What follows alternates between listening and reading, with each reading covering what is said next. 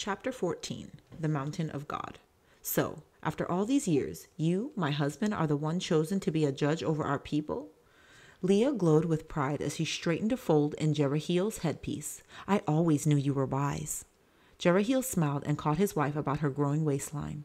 My little love, it's only as head of 50 that I am appointed, but it is a grave responsibility. I'm touched by the trust given me. On the other hand, I've had a bit of experience ruling over this household. Looking around first at Tirzah, then Ram and Oren, he drew his eyebrows into a mock frown. Yes, father, Oren spoke up quickly, and a good thing we have given you enough trouble to make you sharp. Oren ducked as his father reached a playful hand to tug at his ear. I must meet with the other judges this morning, good wife.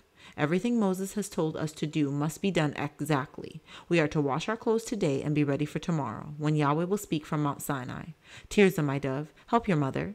He touched the tip of Tirzah's nose gently before he strode away. Well then, you heard your father. There is work to do, her mother said, heading for the washing sticks. Tirzah took down the basket and her spare clothes. She would wear these while the others were being washed. Ram had walked away silently, and Oren was about to follow when Tirzah grabbed the neck of his tunic. No, you don't, she said. You can help with the beating, and besides, how can we wash your clothes with you still in them? I wasn't going for long, Oren growled, his face flushed with anger and guilt at the half-truth. He bit his lip with frustration, trying to think of an excuse to be gone, but nothing came.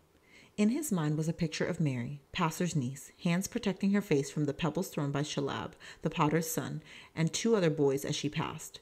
Yesterday, Oren had seen her drawing water at an hour when none of the other girls were near to protect her. He had no idea what he could do, but now it would have to wait. Leah looked at her young son, frowned, and handed him a washing stick. Change your clothes, then off with your sister, and mind you stay until all the washing is finished. Oren felt a sinking in his stomach. There would be no escape for hours yet. In a deserted spot about a quarter-mile outside the camp, Mary sat sheltered by large overhanging rocks. She would hide until noon and then return to Hannah to fetch the washing. By that time the others, their washing done, would leave. They would be glad to go back to the cool protection of the tents from the midday heat. She looked at her hands darkened by the sun, strong hands. On the back of one palm was a purple bruise where one of the larger pebbles had struck her. Gently she rubbed the spot. The welt would heal, its color fade, but nothing would heal the fact that she was an Egyptian by birth, one of the hated people. Some of the Israelites were kind, as if they saw only the Mary who wanted to follow Yahweh now. Others avoided her, turned their eyes away, even spoke to Hannah as if she, Mary, were not occupying the same tent. As for the young children like Chalab, they made their feelings well known by taunts and pebbles or anything else handy. It isn't fair, she whispered, resting her head upon her drawn-up knees. It isn't fair. At the sound of a familiar greeting, Mary raised her head. It was the Amorite who had escaped from the copper mines and joined the Hebrews as they fled Egypt. She answered gladly, the formal words of her homeland sweet to her tongue. In a few long strides the man approached, threw his bundle of wood to the ground, and bowed his head politely. May I join you for a rest, niece of Passer, the scribe? Mary's eyes widened in surprise. But how did you know who I was? She had seen the man before and knew from Hannah who he was, though she had never spoken to him. I am Manetto, youngest son of the tomb builder Thotmes, though my mother was an Amorite. I could have stayed in Egypt and done quite well except for a quarrel that left me disowned and an exile in the Pharaoh's copper mines. His tone was bitter. For a moment he paused, then went on speaking, his voice lighter now. You know, from listening to the talk, you serve an old midwife and are the niece of Passer, the scribe, a former customer of Peleg, the Hebrew. Mary's face flushed. She should have stayed in Egypt. Here she was a hated Egyptian, talked about so that even the stranger had heard about her. A black ant crept to the edge of her robe, and quickly she flattened it with her palm. Manetto's large hand was even quicker. He picked up her small hand and held the bruised side to the sunlight. So, does the old woman beat you too? His black eyes, deep set between thin eyebrows, searched her face piercingly. Mary was uncomfortable and snatched her hand away. No, Hannah does not beat me, she said. Her tongue stammered on the truth. It is only the young boys with their pebbles. They do not just talk like their mothers and fathers. She was sorry as soon as she said it, not wanting to confide in this man. Something sinister in her eyes frightened her. Manetto leaned closer, his voice a steely whisper. Soon, you will not have to worry about Hebrew slave children or their foolish parents. Mary looked at him, not understanding. Those of our number who left Egypt for a better life, not for some strange god, will soon leave behind this rabble of ex-slaves. Once we are safely to the north, our preparations finished, we will be on our way. Manetto placed a long finger under Mary's chin. You will say nothing of this to anyone, and when the time is right, you shall come with us, eh? Mary's heart beat wildly. She could find no words to say. Her mind raced with conflicting thoughts. There was Hannah, that young man, and Yahweh. Would it be better to leave with her own kind, even if it meant not knowing what lay ahead? Minetta was rising to leave. Remember, not a word must pass those pretty lips. It would be a shame to cut out such a lovely tongue. He smiled, but the smile did nothing to soften his face. With a wave of his hand, he was gone. Mary stood up, looking about her frantically. The sheltering rock no longer seemed safe. She was no longer safe. A tiny cry rose inside her and leapt from her lips. Yahweh, oh Yahweh, help me. Like a frightened deer, she ran back toward the camp, back to old Hannah. In the morning, Mary took her place beside Hannah's bent form on the plain before the mountain of Yahweh, as Moses had commanded. She trembled and clung to Hannah's arm. Hannah seemed in as much fear as Mary. Her quivering voice moaned in whispered prayer as they pressed against others, also groaning in awe. It was as if they stood, all of them, like small ants, terrified by the storm hovering above them. Dense billows of smoke covered the mountaintop, yet it seemed to burn with flames beneath the cloud.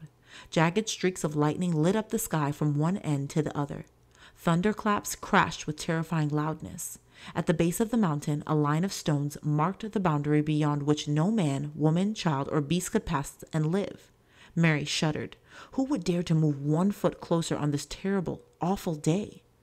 Tirzah stood close to her mother and the rest of the women who clung together, their little ones clutched tightly by the hand or held in their arms. Beneath her feet, Tirzah felt the ground trembling. Ram's mouth hung open in utter amazement as he stood with his family. His father bowed his head and pressed Oren close to his chest. As Ram stared, the tones of a trumpet coming from somewhere near the mountain grew louder and louder. Men around him were praying, some even weeping, but Ram barely heard them as he listened to a sound like nothing he had ever heard before. All that Ram knew was that suddenly he was face down on the ground like the rest of the people around him. Only he no longer heard any other voice. He was alone in the world. Yahweh had come and spoken. Later Ram could never explain how he knew, nor did he try. What happened was simply that Yahweh was there, and he knew it. Moses alone had been called up into the mountain. When he returned, he warned the people once again not to step beyond the stones marking the edge of the mountain, but to wait for the words of God. Ram would have waited for a lifetime if need be. He knew that he would never be the same after this. The next morning, Moses read the book of the covenant containing the words of the Lord to the people. This is Yahweh's promise. You yourselves have seen what I did to Egypt and how I carried you on eagle's wings and brought you to myself. Now, if you obey me fully and keep my covenant, then out of all nations you will be my treasured possession. Although the whole earth is mine, you will be to me a kingdom of priests and a holy nation. With one voice, the people responded, Whatever the Lord has said, we shall do. Tears rolled down Mary's cheeks as she found herself repeating the promise to Yahweh. She would never desert him, no matter what the cost. Gently, she squeezed Hannah's old hand, and Hannah's smile lit her face with love. Ram was among those young men chosen to bring the bulls to the altar for sacrifice. His strong arms held the halter around the bull's neck firmly, leading the animals skillfully to the priest who waited, knife in hand. The blood of the animals was caught in large bowls, their carcasses burnt. Some of the blood Moses took to pour upon the altar, the rest he sprinkled on the people as a sign of the covenant Yahweh made with them. Overhead, the sky was clear now, the air still as if no storm had ever broken its blueness. Only the top of the mountain remained hidden in thick clouds. Tirzah sighed deeply as Aaron dismissed the crowds. Moses and his servant Joshua had gone up into the mountain once more, and the meeting was over. What is it like to see Yahweh? She wondered. Always and always she would remember that for one moment she too had heard his voice. There were no words to describe this, but she knew. Tirzah reached a hand to help her mother along the path. Her mother's face shone with happiness in spite of the deep, dark circles beneath her eyes. It would not be long before the new baby came. On the outskirts of the camp, Mary saw Manetto sitting by a campfire with a half-dozen other strangers, none of them Hebrews. Had Manetto gone to the plain yesterday and today? She felt almost sure that he had not gone with the others, at least not today. How did his fire come to be so quickly ready, the pot of food already swinging above it, when others were still returning home? She did not look long in his direction as she followed Hannah. Had he seen her? Were those piercing black eyes even now upon her? The thought worried her.